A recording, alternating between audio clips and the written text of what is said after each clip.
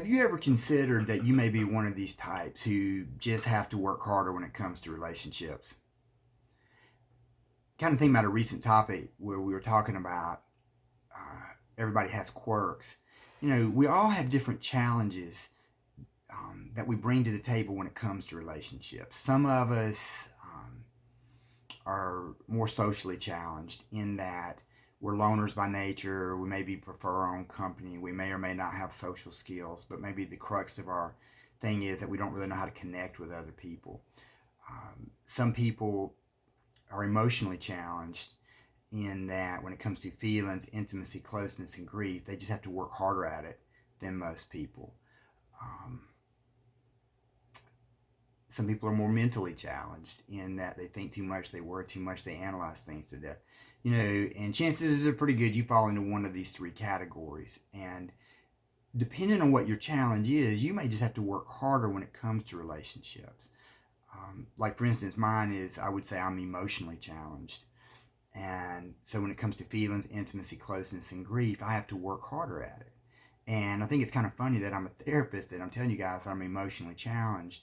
But if you notice, I never sit around and talk about, well, how are you feeling? And express your feelings. And if you know me as a client, you know that's definitely true. I don't do that because I don't think you should let your feelings dictate what you do. And if you use the Bible as a frame of reference, I don't know any scripture that says let your feelings be your guide.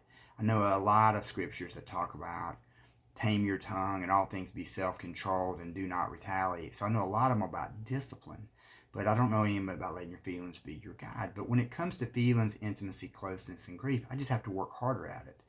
And I kind of liken it to when I was back in high school. I kind of came to the realization that I was mathematically challenged. And I remember I used to sit in the back of the class where I'd get my classmates to help me complete my homework. If I had questions, I could ask them without maybe interrupting the class. And one day out of frustration, I just got up and went and sat at the very front desk. Did this in the middle of class. And I remember looking around at my classmates thinking, I'm going to have to work a lot harder than most people in here because I just don't get it. And I never really did. I got enough to graduate and get all my college degrees and stuff like that. But maybe that's why I'm a therapist, because I'm mathematically challenged. Similarly, when it comes to challenges within my life and relationships, I just have to be aware of it. Now, the fact that I know that I'm challenged, I'm not as challenged as I used to be.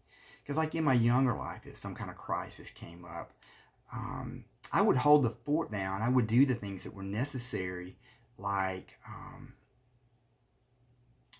paying the bills, keeping the yard up, keeping the house up, taking care of the kids. But I might not have stopped to say, are you okay? And if you don't ever stop to say, I'm okay, and you're going through a hard time, how's your partner going to read that? They're going to read that as, you don't care. And that leaves your partner with the message, you weren't there for me when we were going through a hard time. So you don't want to give your partner that message because you'll end up in therapy for sure. So what is your challenge? And how can you make yourself be less challenged? How can you master your challenge? Because I would no longer say I'm really emotionally challenged anymore. But I had to have that awareness. And also be mindful, what is your partner's challenge? Now, I'm not saying point this stuff out to them. Use your head when I'm teaching you all this stuff. But be mindful of it. And sometimes it's good that you're with someone who's different. Because if you are with two emotionally challenged people, they may never stop to ask, how are you doing? Two mentally challenged people might worry each other to death. Two socially challenged people, I don't even know if they'd actually get together. They're probably off in their own apartment or something like that. So what is your challenge? And just be mindful, when it comes to relationships, you may just have to work harder at it. Thank you guys for tuning in. Y'all take care.